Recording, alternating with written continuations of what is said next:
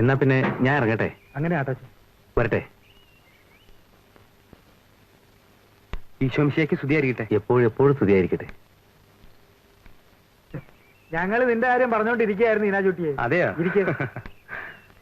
അല്ല, വീട്ടിൽ വന്നാലും നിന്നെ നേരെ കാണാൻ പറ്റത്തില്ലല്ലോ. നാട് മുഴുവൻ ഈ ടെമ്പോയ്ക്കാരി പറക്കല്ലേ എന്റെ ജോലി. അല്ല, അപ്പൻ എന്തിനാണാവോ എന്നെ കാണണമെന്ന് പറഞ്ഞേ? നീ തന്നെ അങ്ങ് പറഞ്ഞു കൊടുക്കാ തോമസുട്ടിയെ. ഞാൻ പറയാവല്ലോ എന്റെ ഈനാശുകുട്ടി, ഞങ്ങളുടെ മോനെ ഞങ്ങൾക്ക് തിരിച്ചു കിട്ടി. അവന്റെ കുഞ്ഞിനെ മാമോദിസ മുക്കുക നമ്മുടെ പള്ളി വെച്ച്. ഒരു നല്ല പേര് ഞങ്ങൾ കണ്ടുവച്ചിട്ടുണ്ട്, റോസ്മേരിന്ന്.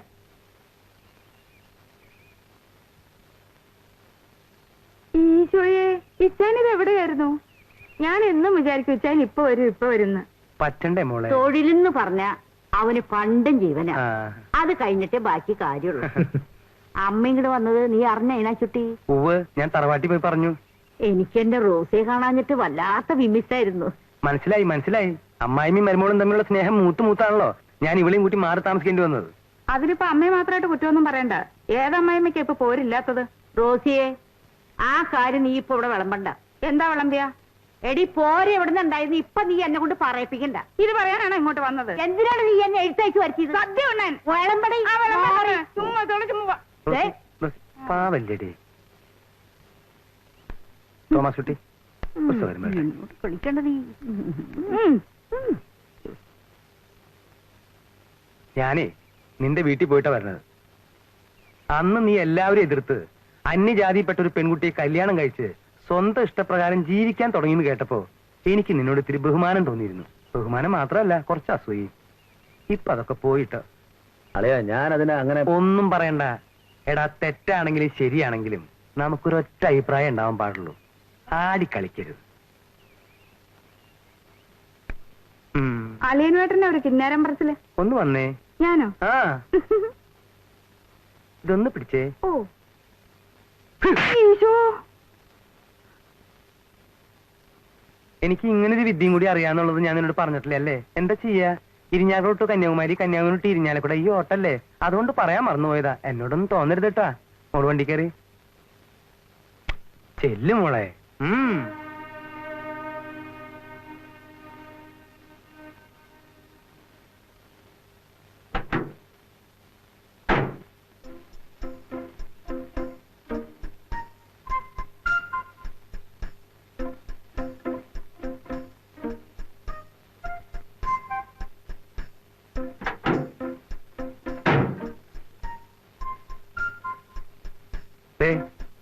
ഞാനായിട്ട് ഇറക്കിയ കുരിശുകളൊക്കെ ഞാനായിട്ട് എന്നെ തിരിച്ചെടുത്തിട്ടുണ്ട്.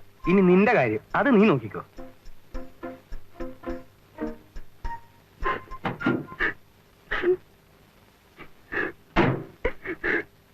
എന്റെ കൊടയും ബാഗൊന്നും ഞാൻ എടുത്തിട്ടില്ല. അതൊക്കെ ഞാൻ എടുപ്പിച്ചോളാം. ജോസ്, തോമസ് മാഷ് കുറച്ച് ദിവസമായിട്ട് ലീവില്ല. ഞങ്ങൾ വിചാരിച്ചത് മാഷും ടീച്ചറുമായിട്ട് എവിടെയെങ്കിലും പോയിരിക്കുന്ന. മാഷപ്പോ വീട്ടിൽ വരാറില്ലേ?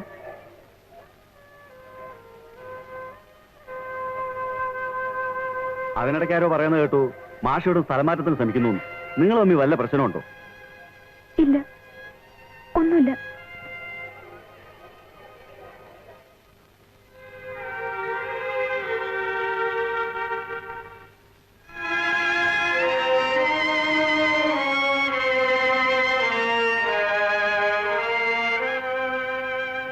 நீ எங்க போயிருந்த? இவளல்ல நம்ம ஊர்ல இருந்து வந்திருக்கா.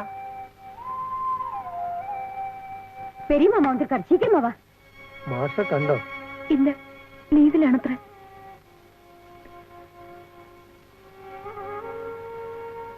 ടീച്ചറെ നാട്ടിലേക്ക് കൂട്ടിക്കൊണ്ടുപോകാൻ അവരൊക്കെ വന്നിരിക്കണേ. അച്ഛനും മാമിയും ഭയങ്കര വാശിയില്ല. ഇനി മാഷ് വന്നാലും ടീച്ചറെ കൊണ്ടുപോകും തന്നെ അവര് പറയുന്നത്.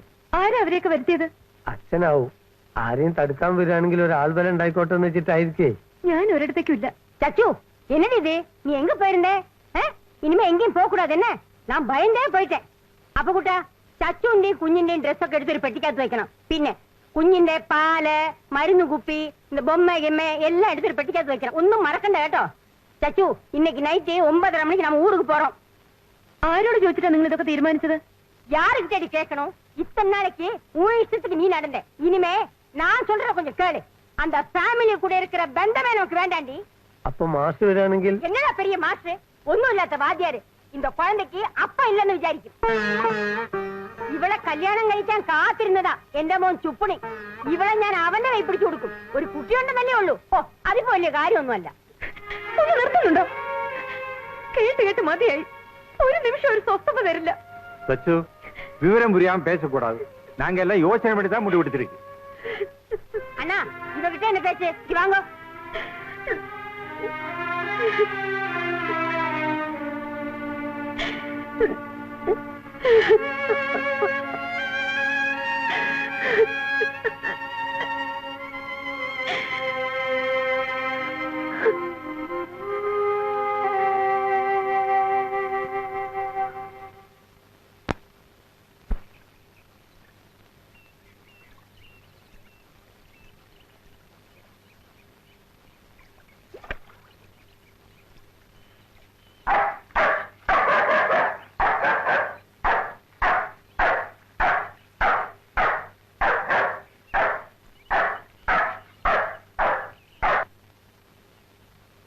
എന്താ അപ്പുകുട്ടാ? നിങ്ങളെ കുടുംബകാര്യത്തിൽ ഇടപെടാൻ ഞാൻ ആളല്ല.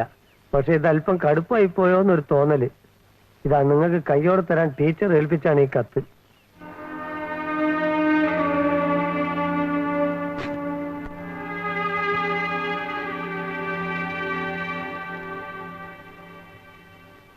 എന്നോട് ദേഷ്യമാണെന്നറിയാം. മനസ്സിനെ വേദനിപ്പിക്കുന്ന ഒരുപാട് വാക്കുകൾ ഞാൻ പറഞ്ഞിട്ടുണ്ട്. അതിനെല്ലാം മാപ്പ് ചോദിക്കുന്നു. നമ്മുടെ മോളെ ഞാൻ അങ്ങേ ഏൽപ്പിക്കുകയാണ്. ഇഷ്ടമുള്ള പേര് വിളിച്ച് ഇഷ്ടമുള്ള രീതിയിൽ വളർത്താം. അവകാശവാദം പറഞ്ഞു വരാൻ ഞാനുണ്ടാവില്ല. ക്ഷമിക്കണം. അങ്ങില്ലാത്തൊരു ജീവിതം എനിക്ക് വേണ്ട. ഒന്നു മാത്രം വിശ്വസിച്ചാൽ മതി. ഞാൻ അങ്ങേ പരിപൂർണമായി സ്നേഹിച്ചിരുന്നു.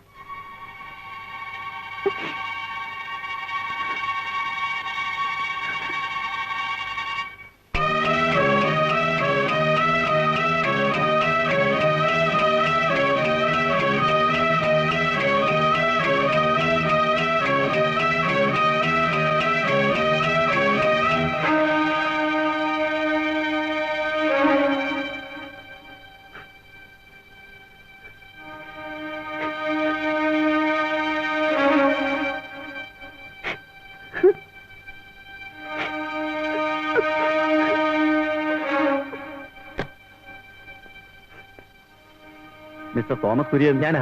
പേടിക്കാനൊന്നുമില്ല. ബോധം തെളിഞ്ഞപ്പോ നിങ്ങളെ അന്വേഷിച്ചു. എനിക്കകത്തേക്ക് പോകണം ഡോക്ടർ. ഓയസ് നോ, നിങ്ങൾ ഇവിടെ തന്നെ നിൽക്കും.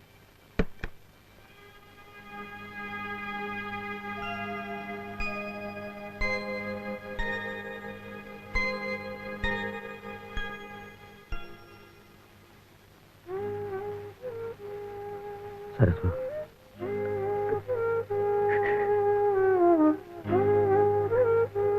എന്നോട് ക്ഷമിക്കണം.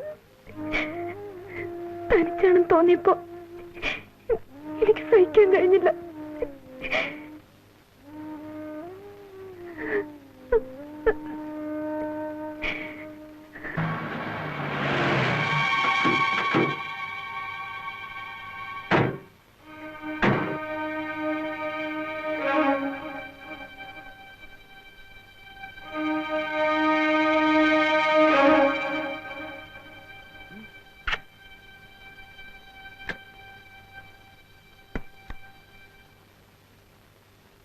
எப்படி இருக்கு? ചച്ചു எப்படி இருக்கா? മോനെ തോമസ് കുട്ടി, കുഞ്ഞിനെ ഇങ്ങതാ.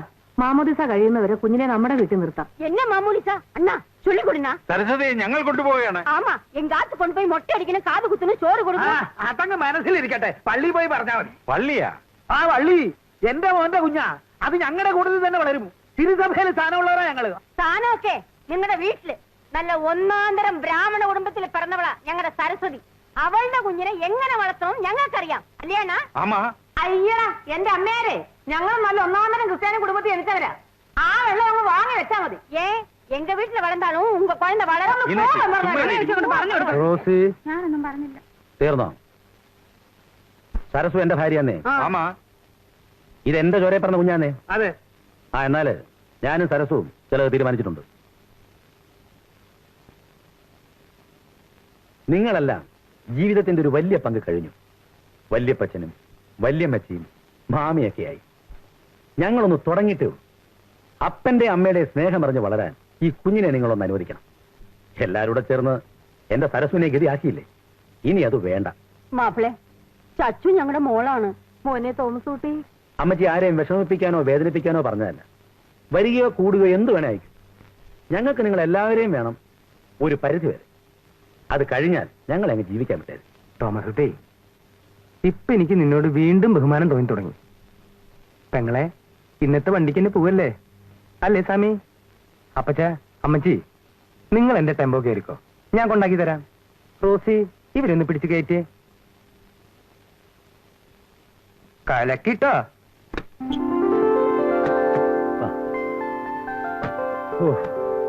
ഇനി ഇവിടെ നമ്മൾ മാത്രം. ആ, നമ്മളും നമ്മുടെ ഈ പുന്നാരമോളും മാത്രം. വനിതേ.